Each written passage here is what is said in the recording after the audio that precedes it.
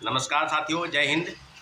BPSC की 17वीं civil सेवा परीक्षा जो जब से इसका नोटिफिकेशन आया है तब से लगातार विवाद में है और विवादों का कई कारनामा, विवादों से जुड़ा हुआ कई मसले अब बिल्कुल तह पर आ गया है कि बीपीएससी इस सारी चीज़ों को कैसे समाहित करती है, कैसे संतुलित करती है। और पूरी तरीके से आपको बता दें कि सारे विवादों का जड़ कहीं ना कहीं बीपीएससी स्वयं से है और जो ठिकरा है वो छात्रों को पर फोड़ा जा रहा है।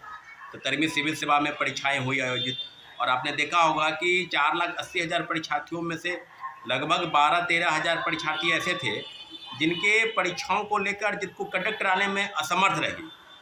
उसको प्रश्न आपने नहीं दिया, कितने बजे दिया, कोई लोग बोले कि 12:30 तक नहीं मिला था, कई लोग बोले कि 12:15 के बाद वो कह रहे थे कि आप बैठिए आपको मिल जाएगा। तो कई विवाद हैं इसको लेकर जो चीज़ें सामने आई है। और फिर आपने देखा हो कि आर्थिक अपराधिकारी ने एक प्रेस कॉन्फ्रेंस भी किया। उस प्रेस कॉन्फ्रेंस में स्पष्ट तौर पर आर्थिक अपराधिकारी कह रही है कि हम जो हैं पटना के 3 कोचिंग संस्थान उस पर हम कार्रवाई करने जा रहे हैं। और कोचिंग संस्थान कौन है, शायद खुलासा तो कार्रवाई के बाद ही पता चलेगा, लेकिन ये हम पिछले 1 साल 1.5 साल से सुन रहे हैं शिक्षक बहाली के पहले से। आपको बताते चले कि 66वें बीपीएससी के समय में भी औरंगाबाद के एक परीक्षा केंद्र से प्रश्न पत्र आउट हुआ था और 108 कट ऑफ चला गया था। परीक्षाएं वहाँ की रद्द की गई दोबारा और पूरी तरीके से। और फिर इसके बाद आपने याद होगा उसके पहले भी कई लोग बता रहे थे कि 46वीं के समय में भी एक किसी परीक्षा केंद्र पर धांधली की शिकायत मिली थी और बीपीएससी ने उस परीक्षा केंद्र की जो परीक्षाएं उसको रद्द की थी। और आज पुनः जो बापू परिसर परीक्षा केंद्र में हुआ है उसके तहत सारी चीज़ों का ठिकरा और कई चीज़ें कहे जा रही कि 50-60 लोगों को हिरासत में लिया जाएगा, चिन्हित किया जा रहा है, वीडियो फुटेज देखा जा रहा है, मीडिया में बाइट जो दे रहे हैं उनको कई तरह से प्रतिबंधित करने का कि परीक्षा में 5 साल वो बैठ नहीं पाएंगे और कई तरह की चीज़ें बीपीएससी बता रही है। लेकिन बीपीएससी ये भी बताने का काम करे कि आपने लोगों को प्रश्न पत्र क्यों नहीं दिया और कुछ असामाजिक तत्व परीक्षा में जो है आप उसको चिन्हित क्यों नहीं कर पाए। अगर आपको लग रहा था कि परीक्षार्थी के रूप में वो असामाजिक तत्व है, जाहिर सी बात है जब किसी लोगों को प्रश्न पत्र नहीं मिलेगा 11:55 पर क्वेश्चन बुकलेट और मार्कशीट दोनों उसको मिलना प्रोवाइड कराना है, वो नहीं मिलेगा 5 मिनट 10 मिनट। लेकिन आप कह रहे हैं कि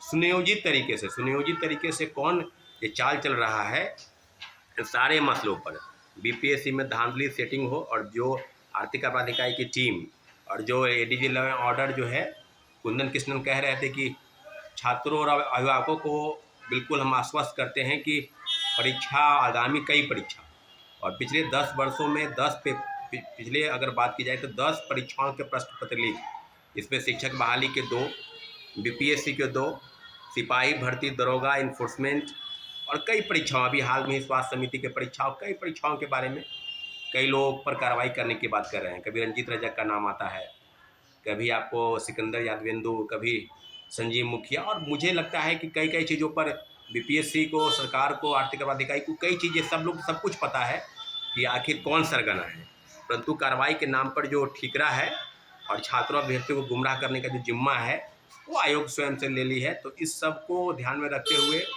कल से आपको बताते चले कि कल से गर्दनी बाग में एक हम लोगों का एक प्रोटेस्ट, छात्रों का एक प्रोटेस्ट सत्याग्रह, शिक्षा सत्याग्रह जो है शुरुआत हो रही है। इसलिए आप सभी से आग्रह है कि इस सत्याग्रह में आप शामिल होइए और पूरी जोर शोर से बीपीएससी द्वारा और कई बिहार की एजेंसी है जो परीक्षा में धांधली सेटिंग में लगी रहती है और इसमें कई कोचिंग माफिया, शिक्षा माफिया और कई जगह के जो रैकेट चलाने वाले लोग हैं उसको इसमें शामिल किया गया है पूरी तरीके से कि आप शामिल होइए और पूरा अकूत संपत्ति जमा कर लीजिए। तो साथियों, जिस प्रकार की चीज़ें थी और आपने देखा होगा कि सामान्यीकरण को लेकर जो विवाद था और विवादों का धरा 2 भाग में बटा।